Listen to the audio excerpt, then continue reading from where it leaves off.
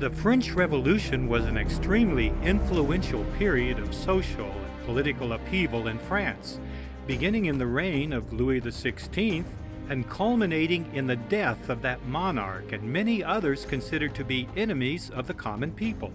The revolution laid the foundation for modern forms of government by invalidating absolute monarchies and diminishing the role of religion while emphasizing democracy and class struggle. Historians still debate the causes of the revolution, which grew out of Enlightenment ideas such as popular sovereignty and inalienable rights. The mismanagement of resources and decadence of the French monarchy and aristocracy surely triggered the rebellion, which degenerated into a chaotic bloodbath, as has been noted in the previous section. Only one historically recognized figure is mentioned in the Cayce readings that discuss the French Revolution, that being Marat, whose case we will review shortly. All the other reincarnation scenarios that discuss the French Revolution involved common people, mostly on the side of the rebels, but a few who were either royalist sympathizers or at least as neutral as possible during the turmoils of that time. For example, a reading for a 40-year-old businesswoman described a past life in France as Berget, who lived during the Revolution. Berget was among those people who served as counselors to the king and to those who established relationships between the common people and those in authority. Just previous to the rebellions, Berget spoke to her father and others about the turmoils that were coming and how they could be averted, but that counsel was not heeded. Her reasoning was correct, as was later learned to the misery of many, and to her own discouragement, as there was the necessity of changing her own associations and relationships to accommodate those that led the rebellions. Her reading observed that this made for sad physical experiences, without providing any details as to whether she was injured, imprisoned, or even beheaded during those turmoils, as happened to many in her situation during the Revolution.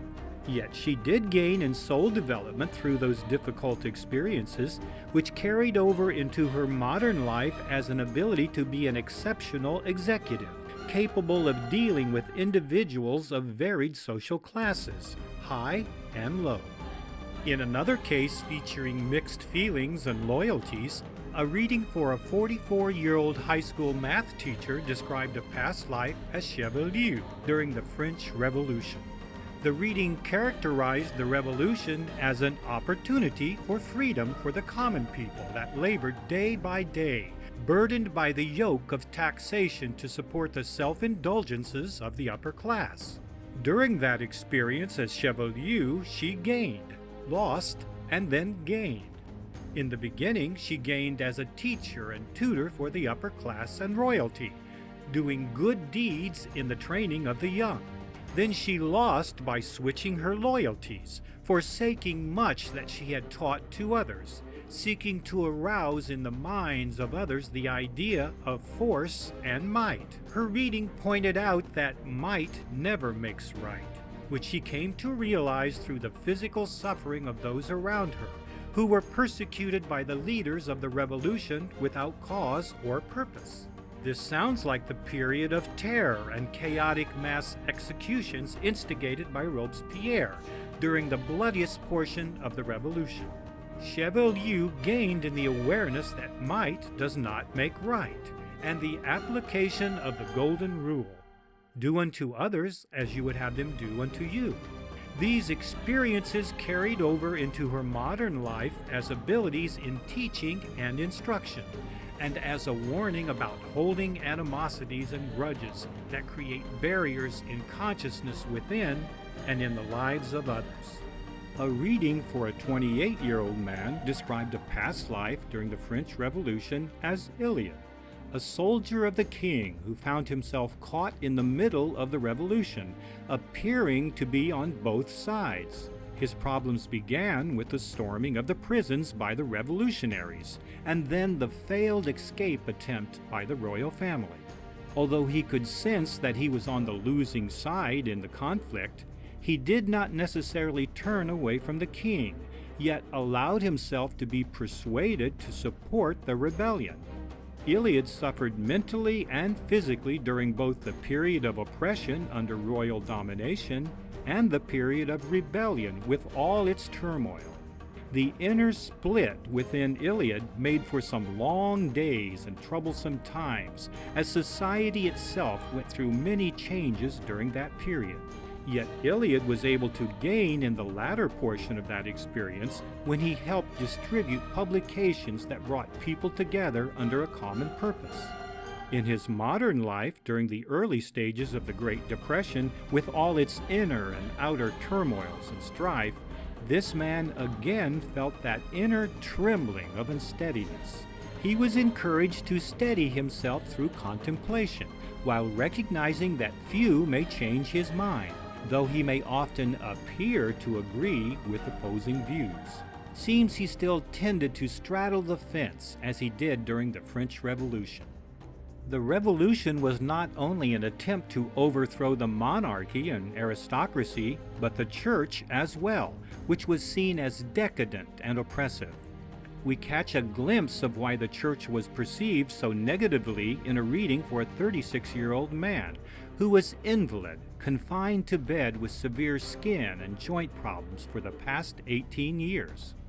His reading described a past life as a priest who lived just before the French Revolution. He used the power of his religious office to take advantage for his own comfort and ease, irrespective of the position or needs of others.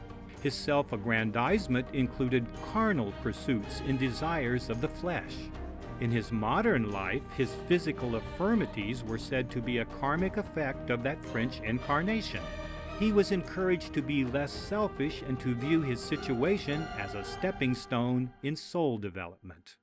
A reading for an 18-year-old woman described a past life in France as Célestine, when Louis XVI made the turmoils that brought upheavals to many. Yet the turbulent times of the revolution provided opportunities for this woman as a leader in the rebellion against those in authority, and particularly against the Queen and her associates. Célestine was among those at the beginning of the uprisings who were taken by the authorities and thrown into a dark dungeon.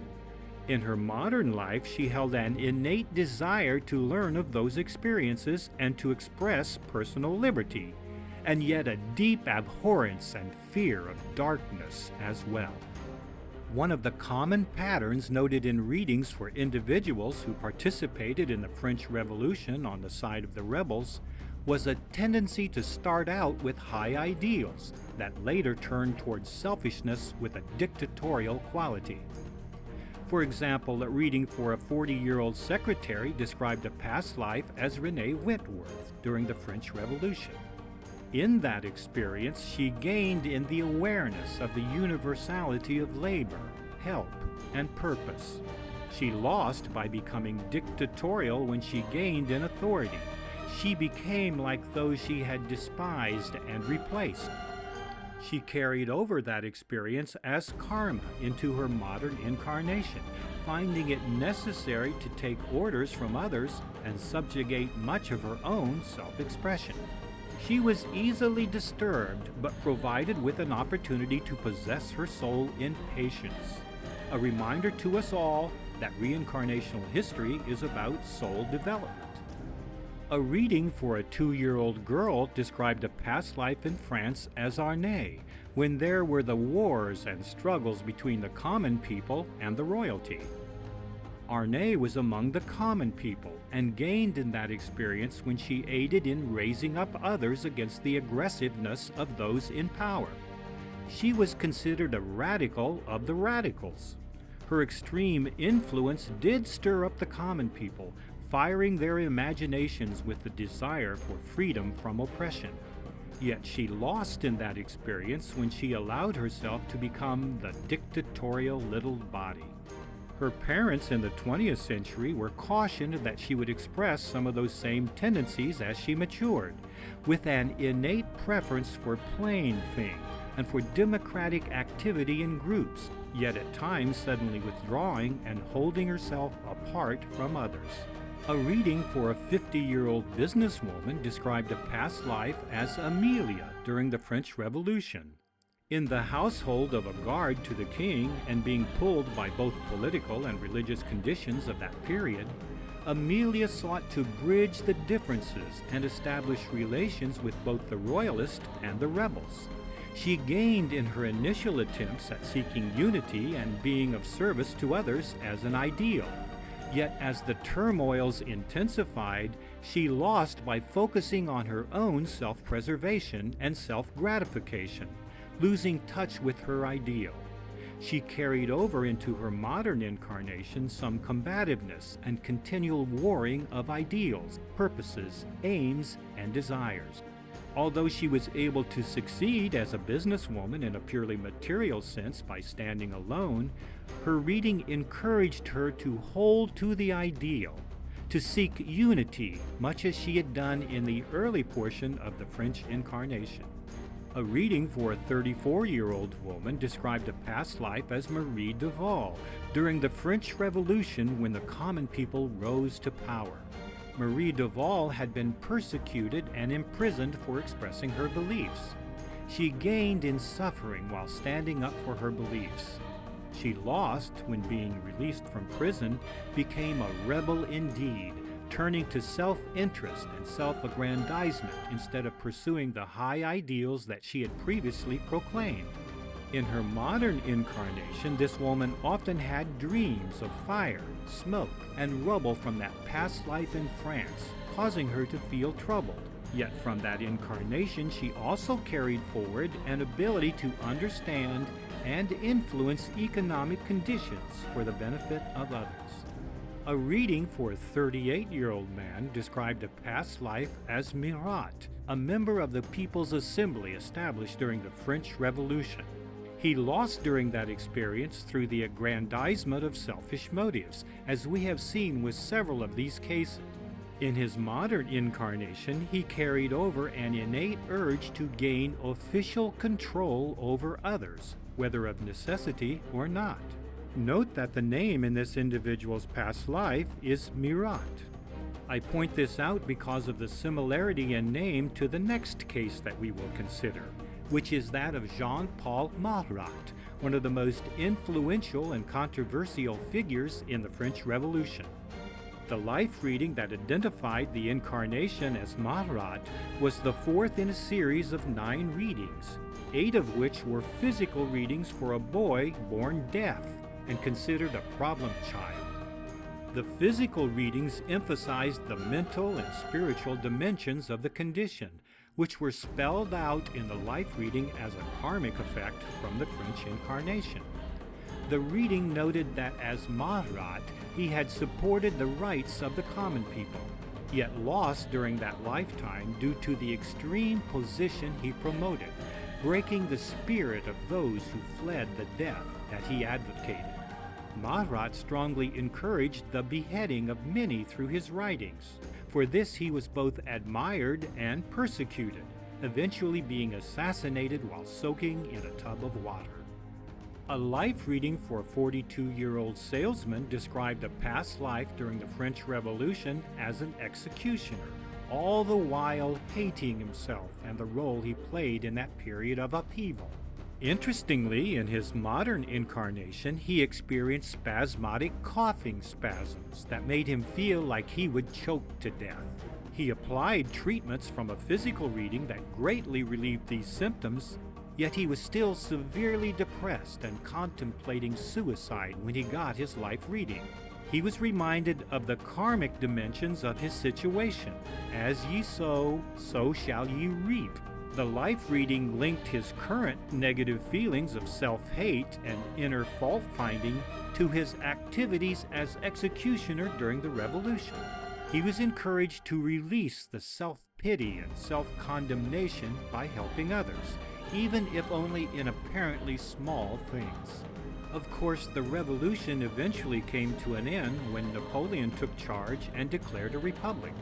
With the end in mind, consider this case of endurance provided in a reading for a 32-year-old stenographer. She was said to have lived as Jeanne Chénault during the French Revolution and the period immediately afterward. There was a re-establishing of stability in the lives of many who were put in a position of mental and material turmoil as an outcome of the rebellion.